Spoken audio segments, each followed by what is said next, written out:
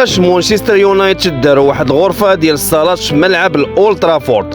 مانشستر يونايتد فاجئوا الجماهير ديالهم بخبر زوين بزاف، بحيث داروا واحد الغرفه ديال الصالات في الملعب التاريخي ديالهم اولد ترافورد، وهذا الشيء جا في اطار الجهود ديالهم باش يوفروا كل شيء بالراحه للجماهير، خصوصا اللي كاينين منهم مسلمين. الخطوه ديال فتح غرفه الصالات ماشي خطوه عاديه، بل هي رسالة قوية على الانفتاح والتسامح الديني في النادي.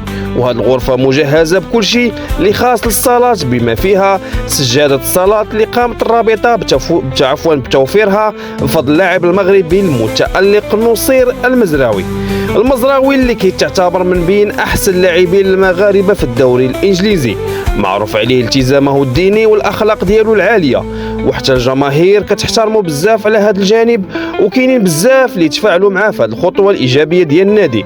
الجماهير المسلمه اللي كيمشيو باش يشجعوا الفريق ديالهم في المباريات، واللي عندهم دابا المكان اللي يقدروا يصليو فيه بكل راحه وطمانينه، وهذا الشيء كيبين باللي مانشستر يونايتد كيبغي جميع كل الفئات ويخلي الكل مرتاح في الاجواء ديال الملعب.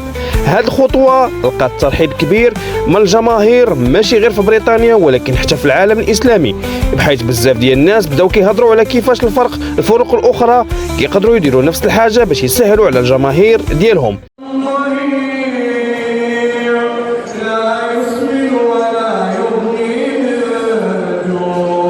كيف ما عودنا، مانشستر يونايتد ديما كيبغي يكون السباق في المبادرات اللي عندها تاثير ايجابي على المجتمع، وهذه الغرفه ديال الصلاه غادي تزيد تاكد باللي النادي كيحترم التنوع وكيقدر كل الثقافات والديانات.